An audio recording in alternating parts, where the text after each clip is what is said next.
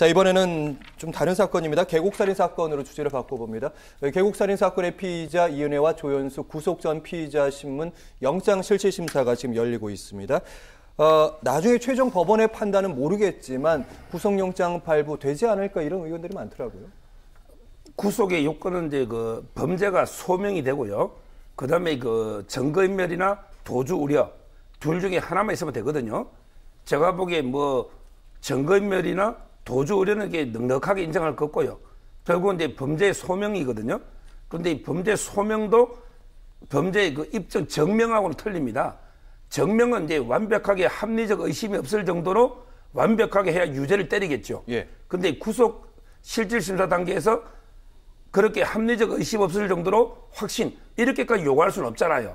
근데 지금까지 여러 정황이나 증거들 종합해 보면 소명은 그 정도 단계까지는 안 가더라도 그냥 범죄를 저질렀다는 뭐 우월적 개연성, 한 객관적 혐의 요 정도만 있으면 이게 소명은 되거든요. 예. 따라서 저는 이제까지 제가 이게 언론 기사들만 쭉 검토를 했지만 충분히 범죄 혐의가 소명은 되는 것입니다.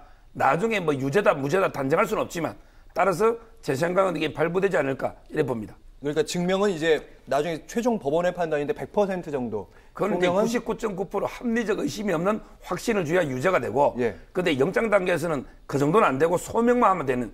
이거는 이제 그냥 우월적 개연성, 범죄질 가능성이 더 높아 보인다. 객관적으로. 70-80%. 예, 그 정도 하면 되지 않을까 싶습니다. 네. 근데 지금 피의자죠. 이은혜 씨 그리고 조연수 씨. 검찰에서 지금 조사를 받고 있는데 검찰 조사에서 일단 진술 거부를 좀 했고요. 그럼에도 불구하고 이제 법원에서는 영장 실질 심사를 해야 되니까 여기서 또 진술을 안 하면 진짜 큰일 나는 거 아닙니까? 뭐 큰일 날 것까지는 아니고요. 뭐 진술 거부권은 피의자의 권리니까 피의자 피고인의 권리이기 때문에 진술을 거부할 수 있습니다. 근데 이제 뭐 사실 진술을 거부하는 경우가 실제로 실무상 많지는 않습니다. 많지는 않은데 진술을 거부하는 이유가 이제 전략적으로 진술을 거부하는 케이스들이 몇몇 있는데요. 이 케이스 같은 경우에는 수사에 협조하지 않겠다는 의미가 클 것 같습니다. 왜냐하면 이게 지금 지난번에도 관련해서 저희가 여기서 서종호 변호사님하고 말씀을 드렸던 것 같은데 이게 정황상으로는 의심스러운 부분들이 많긴 합니다만 네. 사실은 이거를 정말 범죄가 성립하는지 여부를 확인하려면 수사나 들어가야 될 수사해야 될 부분이 많거든요. 예. 많은데 거기에 대해서 기본적으로 진술하는 부분이 있어야지 이게 진실이다 거짓이다 이렇게 판단해 가면서 거기를 기초해서 수사를 들어갈 수 있는데 여기에 대해서 아무런 말도 하지 않으면 아무런 진술을 하지 않으면 검찰이나 경찰에서 이거를 수사기관에서 수사를 하기가 매우 곤란해질 겁니다. 그래서 지금 이들이 진술하지 않아도 증거를 확보할 만한 다른 방법들이 있는지 여부는 알기는 어렵습니다만 아마 지금 이 피의자들은 그런 것들이 충분히 지금 확보되지 않았다고 판단한 것 같습니다. 그래서 여기에 대해서는 내가 어차피 구속은 피하기 어려울 것 같고 지금 말씀드렸던 것처럼 이제 진술을 거부할 경우에는 증거인멸의 가능성 이런 것들이 인정될 가능성이 있어서 아예 진술을 거부하면 구속될 가능성은 높아지는 건 맞는데 예. 이분들은 뭐 구속은 어차피 피하기 어려울 것 같고 기소도 될 것 같다는 생각에 최대한 그냥 수사에 협조하지 않는 식으로 이렇게 하는 것 같습니다. 네, 이번에 서정욱 변호사께 짧게 좀 질문을 드려보면 이렇게 영장실질심사뿐만 아니라 검찰에서도 진술 거부를 하고 있고 이러면 나중에 최종 법원의 판단에서도 좀 불리한 결과가 나올 수도 있는 거 아닙니까? 그렇죠. 이게 속된 말로 매를 번다고 하죠. 매를 번다고.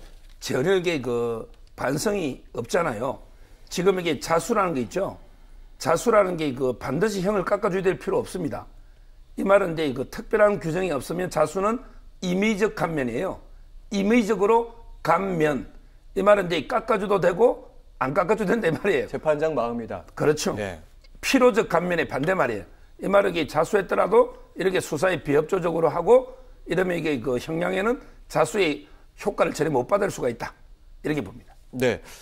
어쨌든 놀라운 행태들이 드러나고 있는데 성형수술을 상담했다든지 여행도 다녀서 그것 때문에 사실은 이번에 결국엔 검거됐다.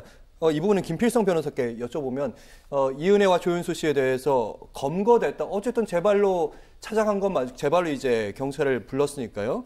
또 어떤 때는 이제 검거가 아니라 자수다 이렇게 표현하는데 검거입니까 자수입니까? 어떻게 봐야 됩니까? 검거라고 봐야 될 것 같습니다. 정확하게 가서 무슨 얘기를 했는지는 언론 보도밖에 확인할 수는 없는데 정말 들어가서 자기들이 뭘 잘못했는지 자기들이 범죄 사실에 대해서 얘기하지 않고 그냥 침묵하고만 있으면 이거는 자수라고 보기 어렵습니다.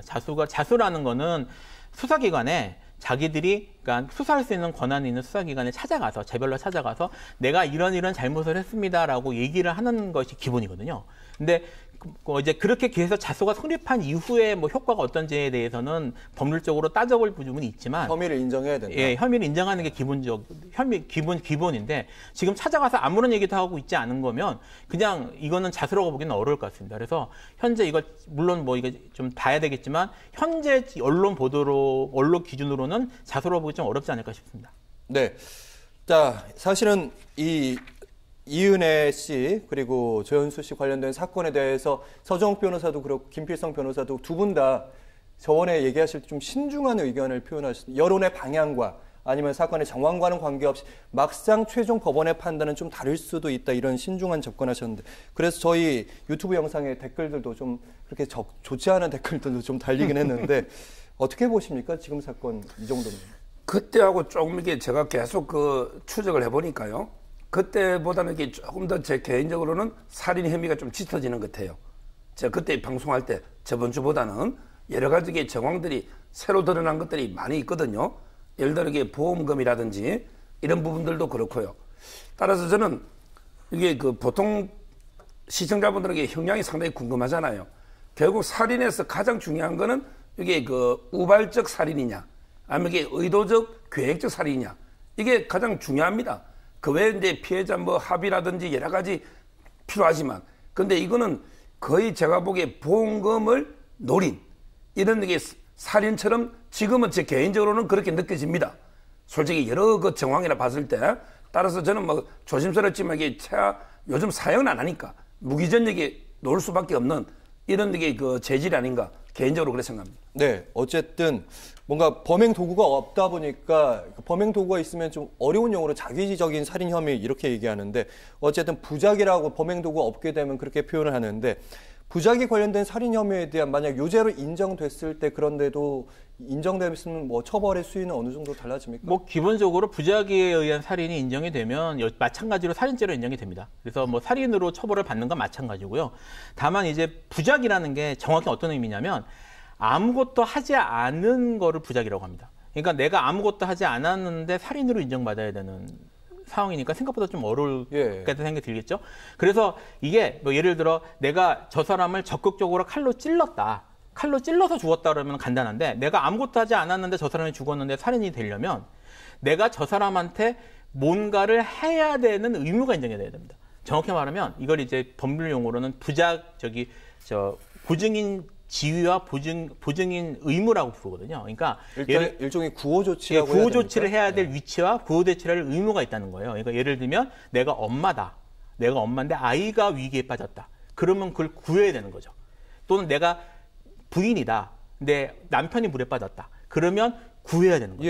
그러니까 그런 경우에는 부작위 의무와 부작위 지위가 인정이 됩니다. 또는 내가 이 사람을 밀었다. 사실 나하고 이 사람은 별 상관이 없는데 이 사람이 위험한 상황에 빠진 것이 나하고 관계가 있다. 내가 잘못한 부분이 있다. 내가 일부러 민 건 아니지만 나하고 잘못이 있다. 그러면 내가 거기에 대해서 의무 같은 걸 부담할 수도 있어요. 그래서 이런 게 인정이 돼야 되는 상황인데 지금 이제 제가 말씀드렸던 것처럼 이게 지난번에도 좀 쉽지 않을 거라고 말씀을 드렸던 게 이게 부작위로 가기 위해서 부작위에 대한 살인으로 가기 위해서는 부작위 지위는 그러니까 보증인 지위는 인정이 될 겁니다. 부인인데 거기에 대해서 근데 부작위 의무가 이 사람이 어디까지 의무를 부담하는지 그리고 이 사람이 그러니까 이제 피해자가 그 남편이 위기 상황에 빠졌다는 걸 알고 있었는지 그리고 이거를 어디까지 해야 될 의무가 부담하는지 여부가 그리고 그런 것들을 확인하기가 쉽지 않을 것 같아서 아까 지금 말씀하셨던 것처럼 부작위에 의한 살인이 인정된 케이스가 그렇게 많지 않거든요. 그래서 이게 어떻게